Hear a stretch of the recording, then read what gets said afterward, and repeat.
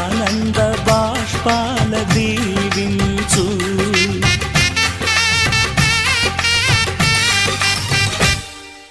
తాజాగా మా ఇంట్లో పెళ్లి బాజాలే మోగేను, కొత్త యువరాణి రానుంది ఈ అంతఃపురం ఏలగా.